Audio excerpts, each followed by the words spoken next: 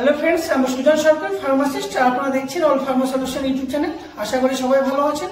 যে পুরুষ যৌন রোগ, যেমন আপনার লিঙ্গ শিথিলতা কিংবা দ্রুত বীর্যপাত। লিঙ্গ শিথিলতা বলতে আপনি যখন শারীরিক সম্পর্ক করতে যান, সেই বিশেষ মুহূর্তে আপনার লিঙ্গ নিতে পরে আপনার লিঙ্গ দাঁড়ায় না, যার কারণে আপনি শারীরিক সম্পর্ক করতে পারেন না। এছাড়া আপনার লিঙ্গ দাঁড়ানোর পরেও এরকমটা অনেক সময় হয়েছে যে আপনি আপনার বীর্যকে ধরে রাখতে পারেন না।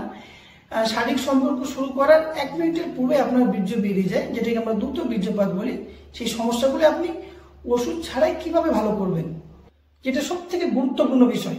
আপনি যদি স্ট্রেস নিয়ে নেন, মানে আপনি যদি আপনার মনে করেন যে আপনি শারীরিক সম্পর্ক করার সময় আপনি আপনার সঙ্গিনীকে তৃপ্তি দিতে পারবেন না কিংবা আপনি শারীরিক সম্পর্ক করতে পারবেন না, তখন কিন্তু সত্যি সত্যি আপনি কিন্তু শারীরিক ভালোভাবে সেক্স করতে আপনি পারবেন না, আপনি আপনার সঙ্গিনীকে কিন্তু খুশি করতে পারবেন না। তা সবার প্রথমে আপনাকে আপনার মাথা থেকে স্ট্রেসটাকে কিন্তু বের করে নিতে হবে। যদি স্ট্রেস আরো অন্য কারণে যদি আপনি স্ট্রেস নিয়ে থাকেন, সেক্ষেত্রে আপনাকে স্ট্রেসের কারণটা জানতে হবে যে আপনার কেন স্ট্রেসটা আসছে, এবং সেটা জানার পরে আপনাকে সেই স্ট্রেসটা রিমুভ করতে হবে। সেকেন্ড যেটা হলো সেটা হলো এক্সারসাইজ করতে হবে। আপনি যদি এক্সারসাইজ না করেন, বিশেষ করে যারা সারাদিন সেরকম কোনো ভারী পরিশ্রম করে না, তাদের ক্ষেত্রে আমি বলছি এক্সারসাইজটি কিন্তু খুব গুরুত্বপূর্ণ। কারণ এক্সারসাইজ যদি না করেন আপনার ওয়েট বেড়ে যাবে, আর ওয়েট বেড়ে গেলে কিন্তু শারীরিক সম্পর্কের ক্ষেত্রে একটা সমস্যা দেখা যায়। আপনার যদি অত্যাধিক ওয়েট হয়, আপনার যদি পেট বাইরে বেরিয়ে থাকে, সেই ক্ষেত্রে কিন্তু আপনার লিঙ্গ কিন্তু পুরোপুরিভাবে শক্ত হয় না, এই সমস্যাটা দেখা দেয়। কারণ যদি আমাদের পেট যদি বাইরে বেরিয়ে থাকে, মানে এতে কি হয়, আমাদের পেটের মধ্যে চর্বি জমা হয়। এই চর্বিটা কিন্তু জমা হতে হতে এক সময় আমাদের যে রক্তের নালীগুলো আছে, সেই রক্তের নালীগুলোর মধ্যে কিন্তু চর্বি জমা হয়। এবার রক্তের নালীর মধ্যে যদি চর্বি জমা, সেক্ষেত্রে কি হবে, আমাদের রক্তের নালীগুলোর মধ্যে ভালোভাবে রক্ত সঞ্চালন হতে পারবে না। আর ভালোভাবে রক্ত সঞ্চালন না হওয়ার কারণে আমাদের লিঙ্গ কিন্তু পুরোপুরিভাবে শক্ত হবে না। যেহেতু লিঙ্গের মধ্যে রক্তের নালী আছে, তাই লিঙ্গের মধ্যে রক্তের নালীগুলোতে ভালোভাবে ব্লাড সার্কুলেশন না হওয়ার কারণে কিন্তু আপনার লিঙ্গ কিন্তু পুরোপুরিভাবে শক্ত হচ্ছে না, আপনার লিঙ্গ কিন্তু দাঁড়াচ্ছে না, যার কারণে আপনি শারীরিক সম্পর্ক করতে পারছেন না। সেই জন্য আপনাকে কি করতে হবে, আপনার যদি ওয়েট বেশি থাকে, আপনার যদি আইডিয়াল ওয়েটের থেকে আপনার ওয়েট বেশি থাকে, সেক্ষেত্রে আপনাকে আপনার ওয়েটকে আইডিয়াল ওয়েটের মধ্যে নিয়ে আসতে হবে। আপনার যদি শরীরে যদি চর্বি থাকে, সেই চর্বিটাকে আপনাকে রিমুভ করতে হবে। এক কথায় আপনার ওয়েটটাকে লস করতে হবে, সঙ্গে সঙ্গে আপনার ফ্যাট লস করতে হবে। আপনার আরেকটা জিনিস কি, সব থেকে গুরুত্বপূর্ণ, আমাদের যে টেস্টোস্টেরন হরমোন, এই টেস্টোস্টেরন হরমোনটা আমাদের পুরো শরীরের কিন্তু একমাত্র সেক্স হরমোন। এই সেক্স হরমোনের মাত্রাটা যদি আপনার শরীরে চর্বির পরিমাণটা বেশি বেড়ে যায়, তখন কি হয়, এই টেস্টোস্টেরন হরমোনের মাত্রাটা কমে যায়। এই টেস্টোস্টেরন হরমোনটা কিন্তু অন্য একটা হরমোনে কনভার্ট হয়ে যায়, যার কারণে কি হয়, আপনার মনে একটা যৌন ইচ্ছা কিন্তু কমে যায়, আপনি ভালোভাবে শারীরিক সম্পর্ক করতে পারেন না। সেই জন্য আপনাকে আপনার শারীরিক ওয়েট আইডিয়াল ওয়েটের বাইরে থেকে সেই ওয়েটটাকে আপনাকে কিন্তু কম করতে হবে। নেক্সট যেটা, সেটা হলো আপনাকে আপনার শরীরে কিন্তু ভিটামিনস বাড়াতে হবে। আপনি সারাদিন খাবার খাচ্ছেন, কিন্তু সেই খাবারের মধ্যে পর্যাপ্ত পরিমাণ ভিটামিন নেই।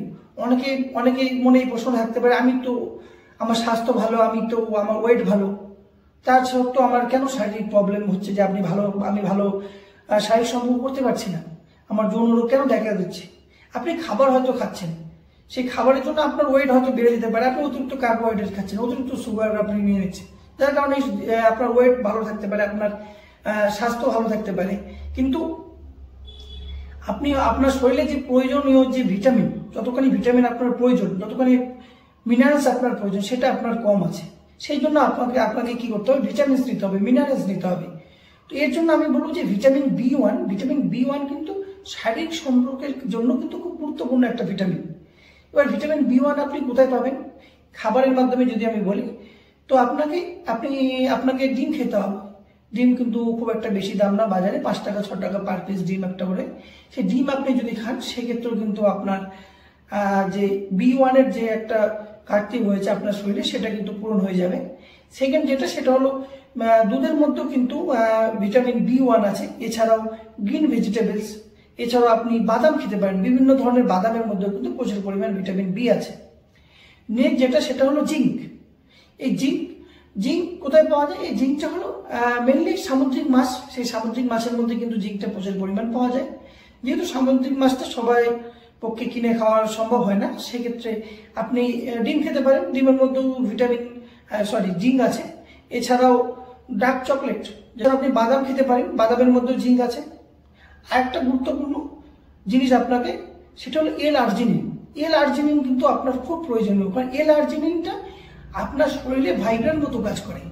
ভাইগ্রার কাজ কি? আপনার ব্লাড সার্কুলেশন বাড়া দেয় আপনার লিঙ্গের মধ্যে, আপনার যে লিঙ্গের মধ্যে যে রক্তের নালীগুলো আছে সেই রক্তের নালীগুলোকে প্রসারিত করে ব্লাড সার্কুলেশন বাড়িয়ে দেয় বা রক্ত সঞ্চালনকে বাড়িয়ে কি করে লিঙ্গকে পুরোপুরিভাবে শক্ত করায় বা লিঙ্গকে দাঁড় করায়। এই এল-আর্জিনিনও কিন্তু সেম কাজ করে। এল-আর্জিনিনও আপনার যে লিঙ্গের মধ্যে থাকা নালীগুলোকে প্রসারিত করে এর মধ্যে রক্ত সঞ্চালন বাড়িয়ে আপনার লিঙ্গকে কিন্তু পুরোপুরিভাবে শক্ত করে তোলে। তো এই এল-আর্জিনিন কার মধ্যে আছে? এল-আর্জিনিন মুরগির মাংস, মুরগির মাংসের মধ্যে প্রচুর পরিমাণে এল-আর্জিনিন আছে। এছাড়াও আপনি দুধের মধ্যেও এল-আর্জিনিন পাবেন। এছাড়াও খাসির মাংসের মধ্যেও আপনার এল-আর্জিনিন পাবেন। এছাড়া পনিরের মধ্যেও কিন্তু এল-আর্জিনিন আছে। তো এই সমস্ত খাবার যদি আপনারা খান সেক্ষেত্রে কিন্তু আপনার এল-আর্জিনের যে ঘাটতিটা, সেই ঘাটতিটা কিন্তু পূরণ হয়ে যাবে। যেটা সেটা হলো ওয়াটারমেলন। ওয়াটারমেলন কিন্তু খুব ইম্পর্টেন্ট। ওয়াটারমেলনকে কিন্তু ন্যাচারাল ভাইগ্রা বলা হয়। এই ওয়াটারমেলন কি করে? ওয়াটারমেলন কথার অর্থ হলো তরমুজ। এই তরমুজ কে আমরা ন্যাচারাল ভাইগ্রা এই জন্য বলি, তরমুজ কিন্তু লিঙ্গকে কিন্তু শক্ত করে, লিঙ্গকে কিন্তু দাঁড় করে, কারণ এর মধ্যে অ্যান্টিঅক্সিডেন্ট যেটা আছে সেই অ্যান্টিঅক্সিডেন্টটা কি করে? লিঙ্গকে দাঁড় করাতে সক্ষম হয়।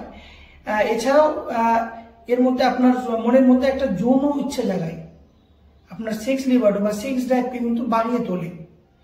তাই ওয়াটারমেলন বা তরমুজ কিন্তু আপনাকে খেতে হবে। এছাড়াও আপনি ডেলি একটা করে অ্যাপেল আপনি খেতে পারেন। এছাড়াও সিট্রাস জাতীয় যে ফলগুলো আছে, মানে আমি টক ফলগুলোর কথা বলছি, লেবু, কমলা লেবু, মৌসুম্বি, বড় যে বাদামটা পাওয়া যায় সেই বাদামটা, এগুলো যে আপনি যদি টক জাতীয় ফল এক কথায় খান, সেই টক জাতীয় ফলের মধ্যে কি হয়? প্রচুর পরিমাণে ভিটামিন সি আছে। সেই ভিটামিন সি গুলো কিন্তু আপনার যে শারীরিক সম্পর্কের ক্ষেত্রে যে আপনার প্রবলেমগুলো দেখা দিচ্ছিল, যে আপনার দ্রুত বীর্যপাত কিংবা লিঙ্গ শিথিলতা, সেই প্রবলেমগুলোকে কিন্তু সারিয়ে তোলে। তো আজকে আমি আলোচনা করলাম যে কোন কোন খাবারের মাধ্যমে কোন কোন বিষয়গুলো আপনি অবলম্বন করলে ওষুধ ছাড়াই আপনি আপনার যে শারীরিক প্রবলেম, যেমন আপনার দ্রুত বীর্যপাত কিংবা লিঙ্গ শিথিলতার প্রবলেমগুলোকে ঠিক করতে পারবেন। তবে একটা জিনিস আপনাকে বিশেষ করে মনে রাখবেন, এক্সারসাইজ কিন্তু আপনাকে করতে হবে, ভিটামিন মিনারেলস কিন্তু আপনাকে নিতে হবে। সঙ্গে সঙ্গে আপনার ওয়েট যদি আপনার আইডিয়াল ওয়েটের থেকে বেশি থাকে, সেই ওয়েটটা কিন্তু আপনাকে আইডিয়াল ওয়েটের মধ্যে নিয়ে আসতে হবে। তবেই দেখবেন আপনি আপনার যে প্রবলেমগুলো দেখা দিয়েছিল, যে রোগগুলো আপনার শরীরে এসে জমা হয়েছে, সেই রোগগুলো কিন্তু ঠিক হয়ে যাবে। তো ভিডিওটা যদি ভালো লেগে থাকে তো লাইক, কমেন্ট, শেয়ার করতে ভুলবেন না। আর আমাদের চ্যানেলটাকে সাবস্ক্রাইব করে দেবেন, আর সঙ্গে সঙ্গে বেল আইকন প্রেস করে দেবেন, যাতে পরবর্তী ভিডিও নোটিফিকেশন আপনাদের কাছে সরাসরি পৌঁছে যায়। আজকের জন্য এতটুকুই, ধন্যবাদ।